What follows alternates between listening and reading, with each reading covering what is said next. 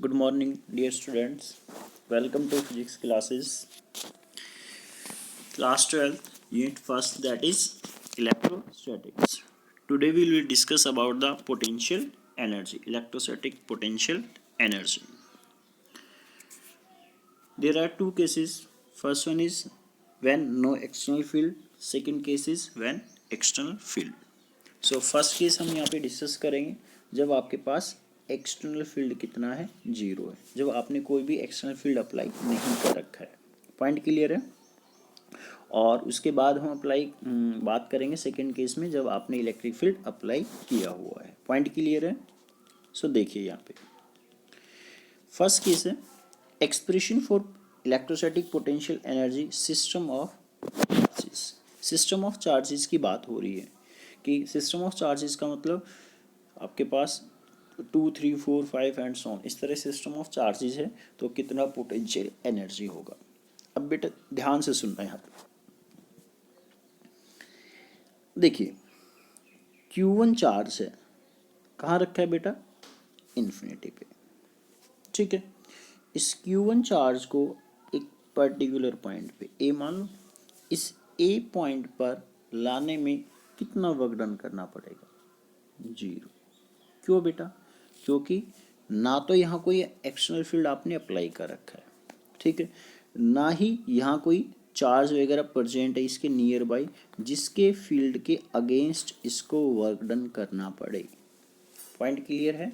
Q1 कहाँ रखा था बेटा, इन्फिनिटी पे रखा था. तो Q1 को इन्फिनिटी से एक पर्टिकुलर पोजीशन पे लाने में वर्क डन कितना करना पड़ेगा बेटा, जीरो करना पड़ेगा. पहला पॉइंट क्लियर है. सो W1 जब Q1 चार्ज को इन्फिनिटी से लेके आए तो उसको हमने बोला है W1, कितना हो गया आपका बेटा, जीरो. ठीक है. अब Q1 तो आ गया. Q1 कहाँ पे आ गया बेटा, एक पर्टिकुलर पोजीशन पे. जैसे कि यहाँ पे मान लीजिए इस ए पॉइंट पे कितना चार्ज आ गया आपके पास, Q1. अब दूसरा चार्ज क्या है, Q2. कहाँ पे है बेटा, ये भी इन्फिनिटी पे. ठीक है. इस Q2 चार्ज को आप इन्फिनिटी से इस बी पॉइंट पे लेके आए. पॉइंट क्लियर है. मान लो इनके बीच का डिस्टेंस, ये फर्स्ट चार्ज है, ये सेकंड चार्ज है, किसको लेके आए यहाँ पे हम बेटा, Q2. Q1 ऑलरेडी था, ये ध्यान रखना, वहाँ पे Q1 ऑलरेडी है. अब तो ये डिस्टेंस हमने बोल दिया R12. ये फर्स्ट चार्ज है, ये सेकंड, तो डिस्टेंस को क्या बोल दिया, R12. अब मेरे को सोच के बताना बेटा, जब Q2 इन्फिनिटी से आएगा तो क्या उसको Q1 के इलेक्ट्रिक फील्ड के अगेंस्ट वर्क डन करना पड़ेगा. बिल्कुल बेटा करना, बिल्कुल बिल्कुल करना पड़ेगा बेटा.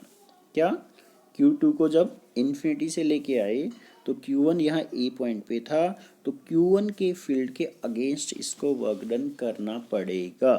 पॉइंट क्लियर है. वो वर्क डन हमें निकालना है. तो क्या इस Q1 की वजह से, किसकी वजह से, Q1, यहाँ बेटा पोटेंशियल होगा इस बी पॉइंट पे, बेटा बिल्कुल होगा. पोटेंशियल का फॉर्मूला क्या होता है, पॉइंट चार्ज का V इक्वल टू क्या होता है, के क्यू बाई आर, यही तो होता है. तो चार्ज कितना है, Q1, तो के Q1 बाई आर कितना है, डिस्टेंस 1, 2. तो इसका मतलब क्या हो गया बेटा, इसकी वजह से पोटेंशियल निकाल लिया हमने. कहाँ पे निकाल लिया, इस बी पॉइंट पे निकाल लिया बेटा. कितना आया यहाँ पे, के Q1 बाई R12. हमें क्या निकालना है, वर्क डन. रिलेशन बताओ वर्क डन और पोटेंशियल में. V इक्वल टू क्या होता है, W बाई क्यू. तो W इक्वल टू क्या हो गया यहाँ से, चार्ज इंटू पोटेंशियल. हाँ या ना. V इक्वल टू क्या होता है बेटा, W बाई क्यू ही तो होता है. V equal to W by q. So W equal to क्या हो गया बेटा, charge into potential. Point clear है. चार्ज कौन सा, जिस चार्ज को लेके आए. अब हम किसको लेके आ रहे हैं, Q2 को लेके आ रहे हैं, और उसका उस पॉइंट पे पोटेंशियल कितना होगा वो हमने निकाल लिया था. मैं डायग्राम फिर से बना रहा हूँ एक बार. ये ए पॉइंट था, ये आपका बी पॉइंट था, ए और बी. ए पे चार्ज Q1, ठीक है, इनका डिस्टेंस R12. Q2 को लाए इन्फिनिटी से, ठीक है, तो इसकी वजह से पोटेंशियल यहाँ पे कितना, के Q1 बाई R12. चार्ज कौन सा है, Q2. वर्क डन निकालना है. V equal to W by q लगाए बेटा.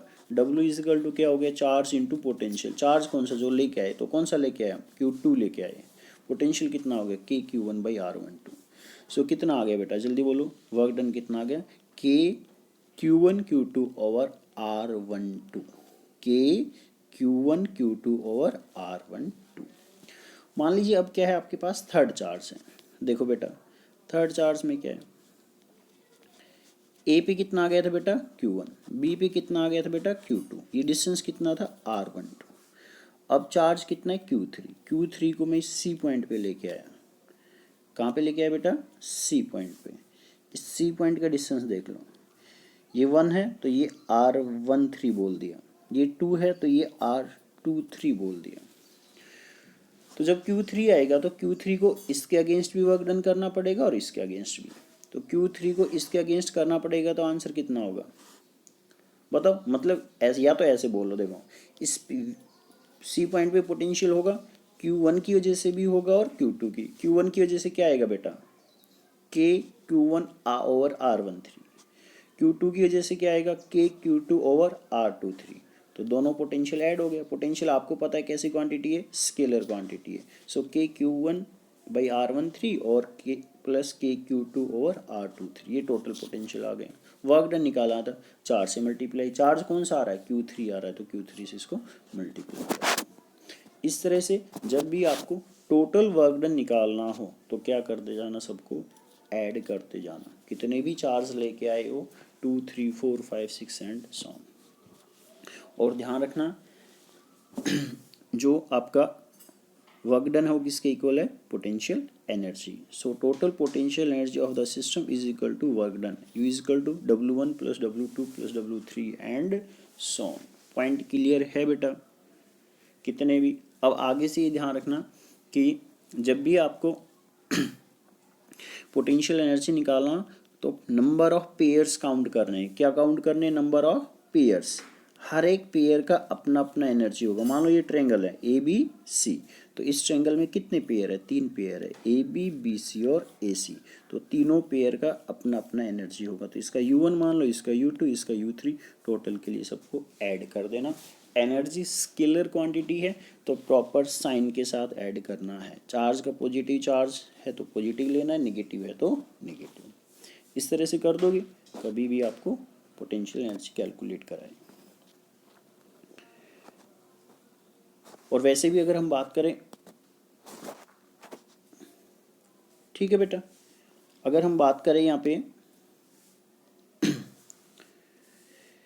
इन प्रेजेंस ऑफ एक्सटर्नल फील्ड, अभी तक हमने क्या डिस्कस किया था बेटा, when no external field. Electric field कितना था बेटा 0, बाहर से कोई फील्ड अप्लाई नहीं कर रखा है बेटा आपने।